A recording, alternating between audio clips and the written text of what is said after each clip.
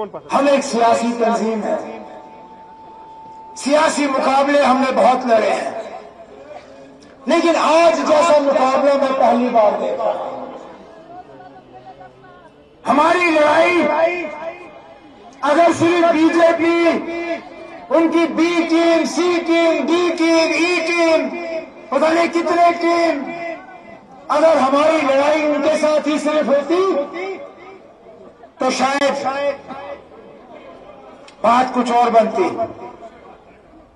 लेकिन इसमें इंतजामिया भी घुस गई, वो भी हमारे पीछे लगे हुए हमारे साथियों को तंग करने के लिए। एक वक्त ऐसा था कश्मीर में जहां सिक्योरिटी का फैसला ये देख के किया जाता था कि मिलिटेंसी का कितना खतरा है, खतरे के बुनियाद पर सिक्योरिटी का फैसला होता था। आज खतरे के बुनियाद पर फैसला होता है, लेकिन मिलिटेंट के खतरे को देख के नहीं, बीजेपी के खतरे को देख के फैसला होता है। आज ये देख के फैसला होता है कि किस पार्टी का बीजेपी को कितना खतरा है। जितना खतरा बीजेपी को ज्यादा, उतना सिक्योरिटी कम।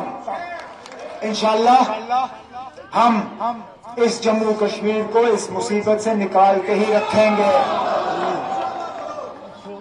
क्योंकि हम यहां लोगों को धोखे में नहीं रखते। हमें कहा जाता है कि 370 पे आप लोग धोखा दे रहे हो ना, हमने क्या धोखा दिया? हमने तो यही कहा कि हम इसकी लड़ाई लड़ेंगे, हमने यही कहा कि हम पुराने तरीके से ये लड़ाई लड़ेंगे, हमने यही कहा कि आईन के तहत हम ये लड़ाई लड़ेंगे, कानून के तहत ये लड़ाई लड़ेंगे। ये लोग चाहते थे कि हम माहौल बिगाड़े, ये लोग चाहते थे कि हम किसी तरह यहाँ हालात खराब करें ताकि इनको कोई बहाना मिले हमें और टारगेट करने का।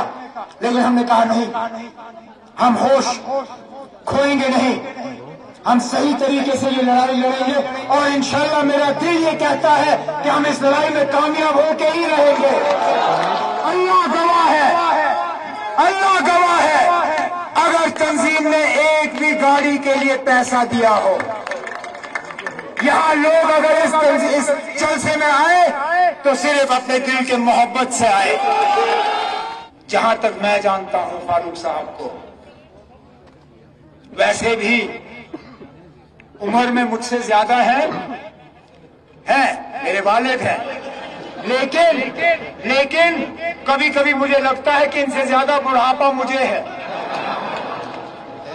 मुझसे ज्यादा दौड़ते हैं, भागते हैं, और मैं ये दावे से कह सकता हूं कि आज के प्रोग्राम के बाद अगले 3 साल का ग्लूकोज आपने फारूक साहब को लगा के दिया।